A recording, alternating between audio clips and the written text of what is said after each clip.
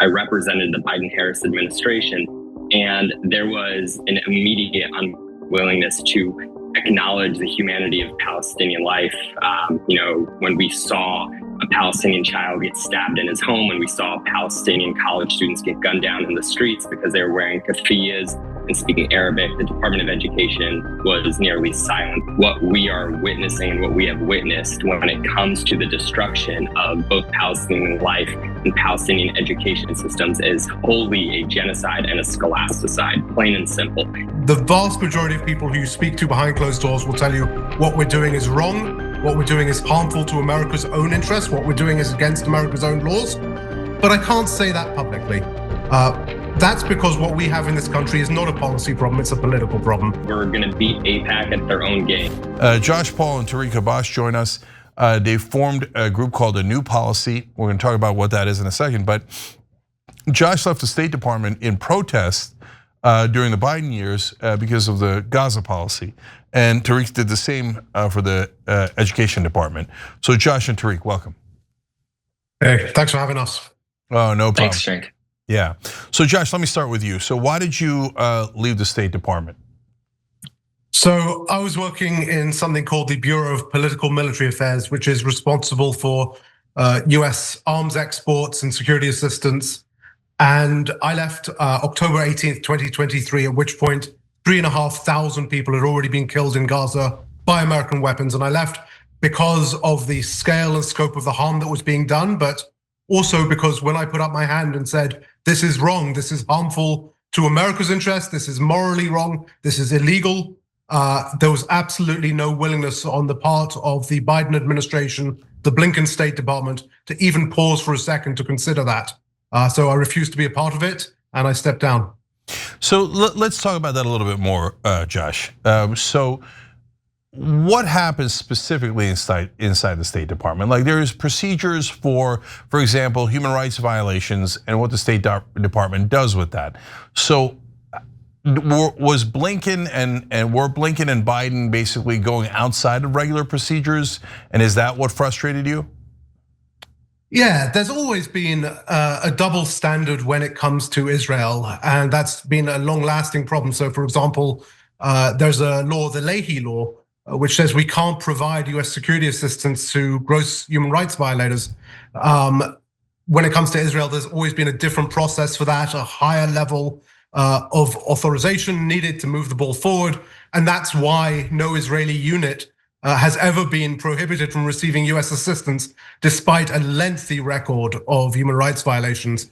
In the context of Gaza, the entire process that was supposed to be there for arms transfers reviews was flipped on its head by the Biden administration. It's supposed to be a bottom-up process where everyone looks at the policies, looks at the legal concerns, and then eventually maybe gets to yes. In this case, it was Blinken essentially saying, you will get to yes, you will approve these weapons today, you will approve whatever Israel requests. And that's not only highly abnormal, it's highly illegal. Yeah, they work for Israel. I mean, this is so obvious. The only people who don't see that is corporate media. And so corporate media also works for Israel, so that makes sense. So look, no ally has as many human rights violations as Israel does. And because of what's happened, the genocide in Gaza, it's not even close. They've lapped every other ally, right, combined. And so when you say, even so, we're never going to sanction them, and even so, it requires a higher level authorization, aren't you basically admitting that our government works for the Israeli government? Because like Canada's a special ally, UK's a special ally, they're as good an allies as we can have, but you don't need higher level authorization to sanction them or criticize them, do you, Josh? Well, I think, no, first of all, you don't need a higher level authorization to sanction any other country in the world. But I think when you talk about the billions of our taxpayer dollars that are going to Israel, the weapons, the harm that we're doing, and of course the diplomatic harm we're doing to ourselves and to the entire international system, I think the question you have to ask is, this clearly isn't in the service of the American people or the American national interest. No, it's obviously not. They're selling us out. So Tariq, let's talk about the Education Department. So tell me why you left there. Plain and simple, I had to pick between my title and my integrity, and I picked my integrity 100 out of 100 times. It was pretty clear from the very beginning. I was a political appointee. I served at the pleasure of the president. I represented the Biden-Harris administration, and there was an immediate unwillingness to acknowledge the humanity of Palestinian life. When we saw a Palestinian child get stabbed in his home, when we saw Palestinian college students get gunned down in the streets because they were wearing keffiyehs and speaking Arabic, the Department of Education was nearly silent. The secretary did not do nearly enough. We had numerous conversations on the inside.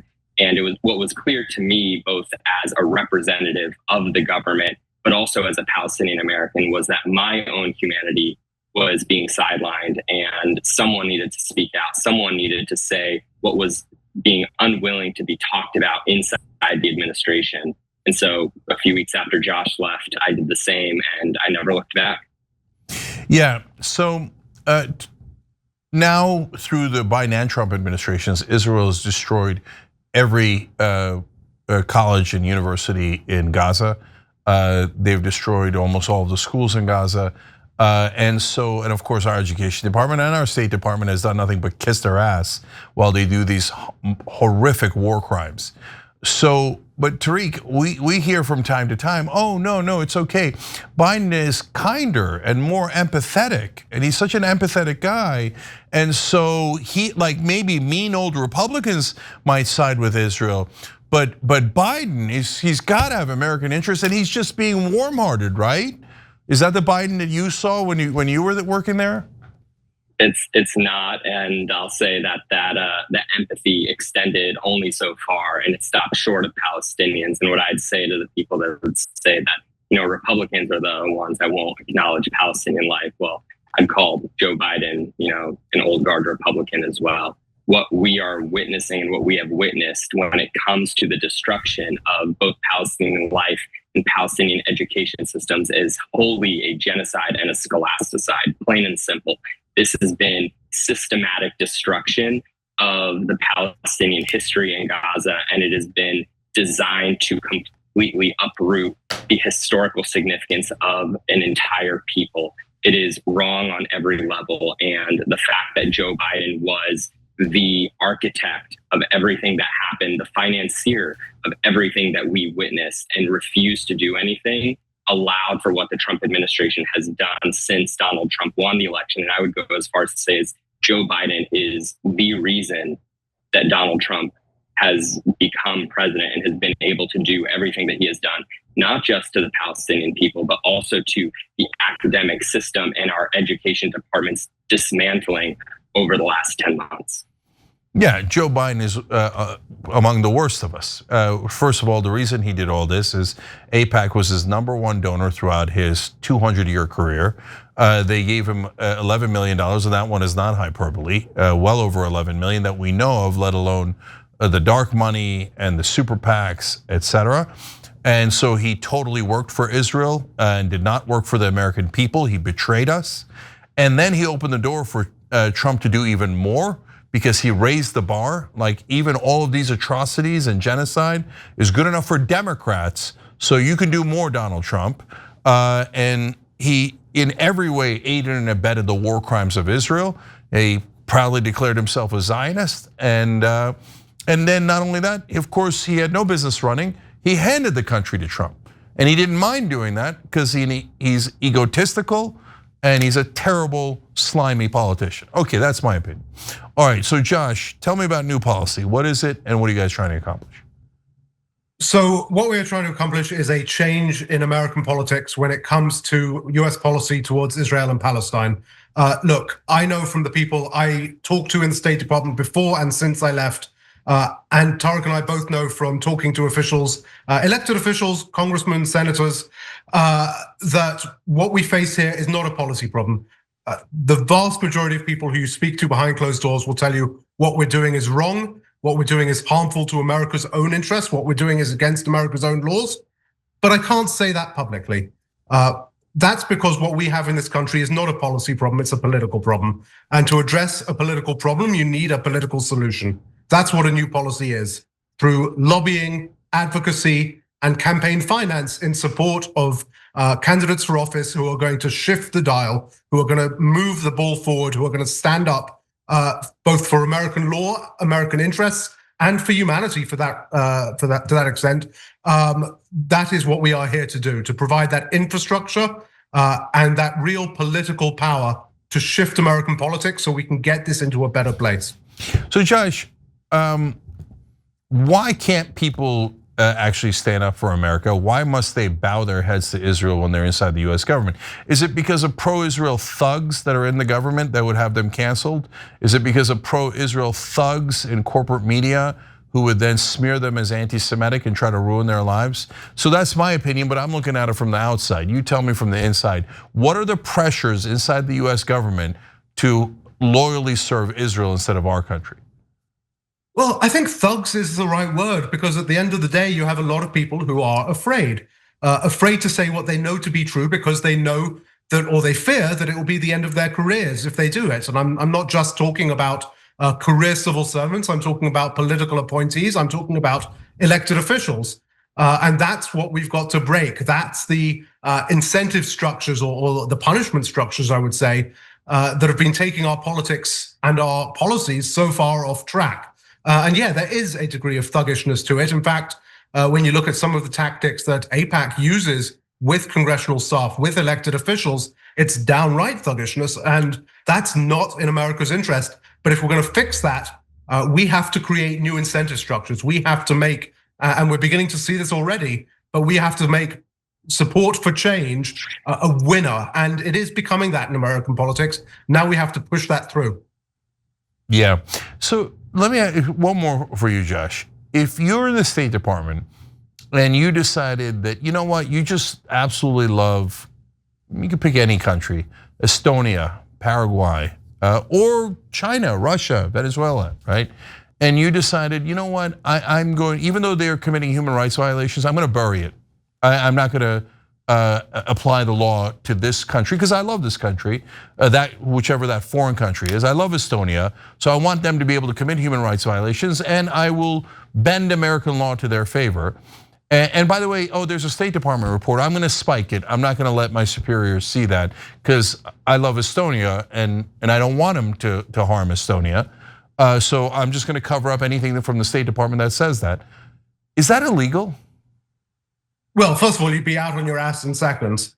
That's not the way it works, and there's plenty of oversight and checks and balances, even within the State Department, that prevent that sort of behavior typically. The problem is when it comes to Israel, there is this overwhelming set of incentives and political pressure that essentially push through whatever Israel wants, and that repress any effort at bringing it in line or in a more balanced way with American interests and with American laws.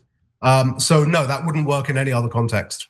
But for Israel, it's okay. You could do anything you want. As we reported earlier in the show, there's advisor to the ambassador, our ambassador to Israel, Mike Huckabee, and he is spiking reports coming out of the State Department.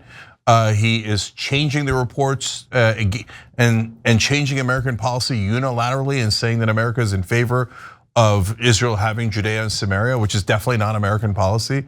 But something you would get fired for and might even get arrested for if you did it for another country, because it's Israel. No, he's celebrated. And let me just tell you something on that, Cenk. I mean, there's a Inspector General of the State Department just put out a confidential report that the Washington Post has reported on, and it says that if the State Department was going to start working through the list of Israeli human rights violations from the last couple of years, it would be a multi-year process just to work through that backlog. But guess what? The State Department is probably never going to start even working through those reports. Because the people at the State Department work for Israel and not America. This is super obvious to anyone who isn't bought by the Israelis. Okay, Tariq, how is new policy going to win? Help me understand like the strategy and the details of how you wind up supporting candidates or anyone else that is actually for America and not for any other country. I mean, plain and simple, we're going to beat AIPAC at their own game. At the end of the day, American politics runs on money. But AIPAC, a mask has come down. Everyone has seen what they stand for and how they're actually working against American interests, working against American politicians, and working against the American people. So the way that you win is by building a systematic effort, real infrastructure in politics to be able to support American politicians that are going to actually fight for American interests, that are going to be America first. And I say that almost tongue in cheek, but we need Democrats and Republicans that are going to actually prioritize the interests of their communities, the rising costs for healthcare, the lack of nutrition assistance, the lack of education infrastructure, above sending billions of dollars to a foreign government that uses those dollars to harm children, to destroy schools, and to undermine our own national security. It doesn't make any sense. And we don't have to spend hundreds of millions of dollars to do it. We have the American people on our side. And if AIPAC has 5 million members, I guarantee you there are 50 million Americans who feel increasingly strongly against what AIPAC stands for and want to support candidates. So what we're doing is we're vetting those candidates. We're vetting them not just for their policy alignment on these issues, we're vetting them for their actual capability to be able to win elections. And when you go to our website and see candidates that align with your values, you can support them directly through our campaign finance infrastructure, so that when they get that money that you are going to give them anyway through Act Blue, that money is now going to say, this is about Palestine. And it's going to tell Chuck Schumer and Hakeem Jeffries and the DNC and the DS. It's going to tell everyone that actually there is real money that is going to replace whatever AIPAC has been doing, whatever those billionaire Republican donors that have been trying to control your politics. It is going to tell them that there is actually an infrastructure to support better policy positions, and you don't have to be bought and paid for by a special interest lobby that is making you work against your own communities. Yeah, so I've been saying Americans first. I ran it by a conservative we had on the other day on this program, Dan McKnight, who represents Defend the Guard. He's like, oh, I like that a lot, right? So it gets rid of some of the baggage of America first. Some people love it, some people hate it, and a lot of people are not sure exactly what it means. But Americans first is crystal clear. And who could possibly be against Americans first? Oh, right, Israel first. That demands that we all work for Israel.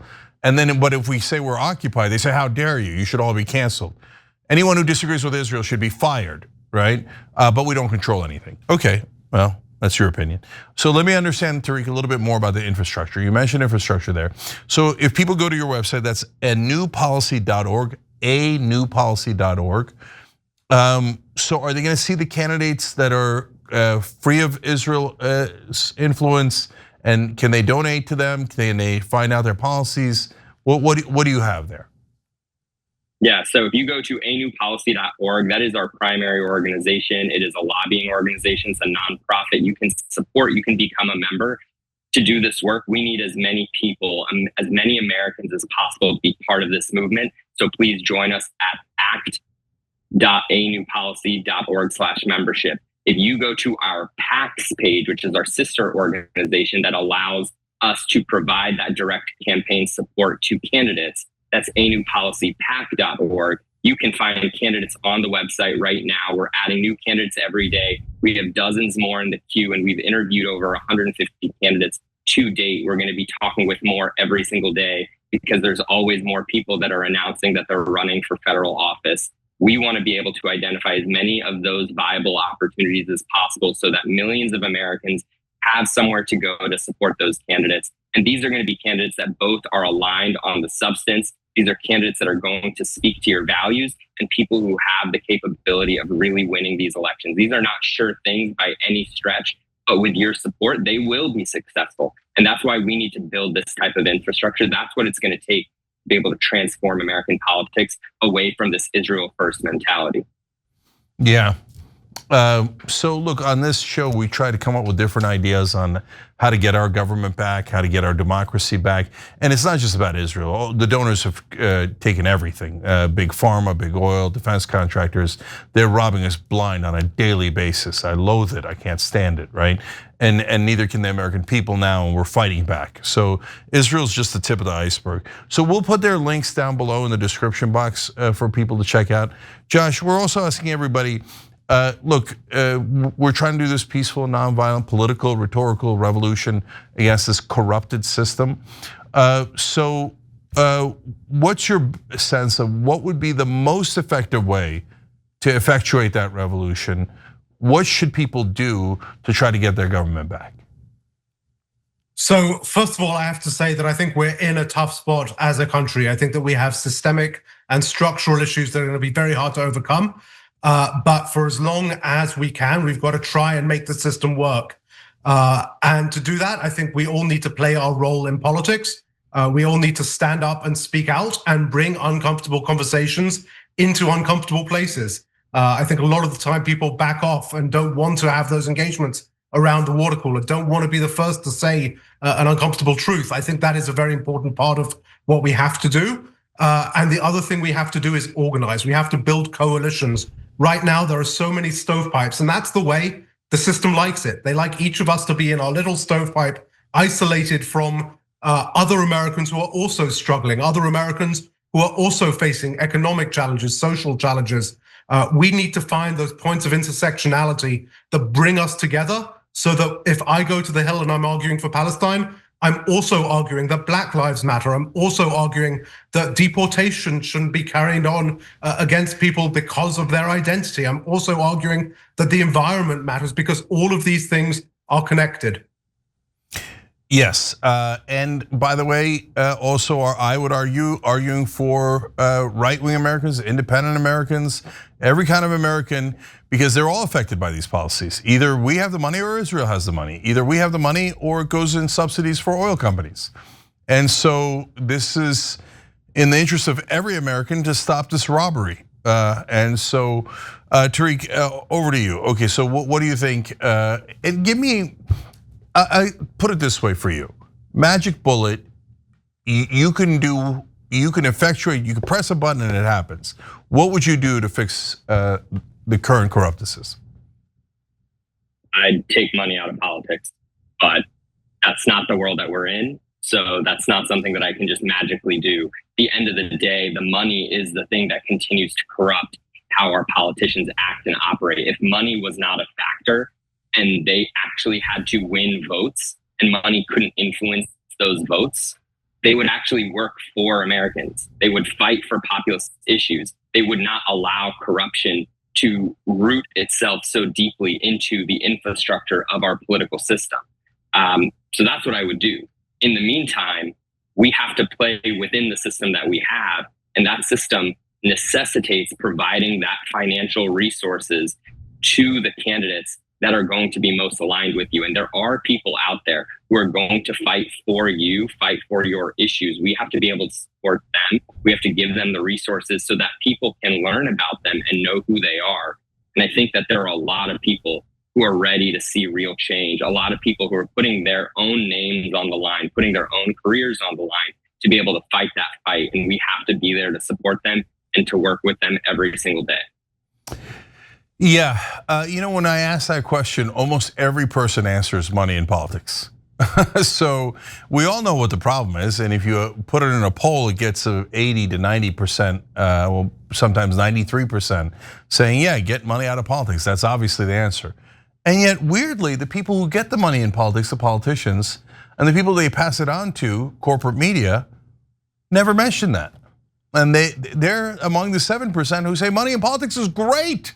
We love being bribed, and we love receiving those bribes. But you guys are conspiratorial. All of America, over 90% of America is conspiratorial. You think that politicians would just work for millions of dollars given to them? Yeah, that's what we think. We think they're almost all corrupt, at least I do. I'll speak for myself. All right, but look, a new policy is trying to give you a new batch of politicians who are not corrupted. So I love any group doing that. So good to have you guys in the fight. We appreciate you. And most of all, guys, both of you, Josh and Tariq, the fact that you left the Biden government and administration actually speaks volumes for you, because I know the Democratic circles, and in Democratic circles, that's heresy of the highest order, right? And that'll burn your career.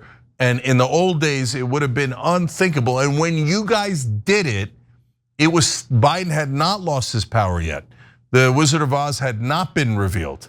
So you were heretics, you were rebels, and you did it on behalf of the American people and to do the right thing and to do what is moral. And I can't appreciate you enough for that. Thank you guys.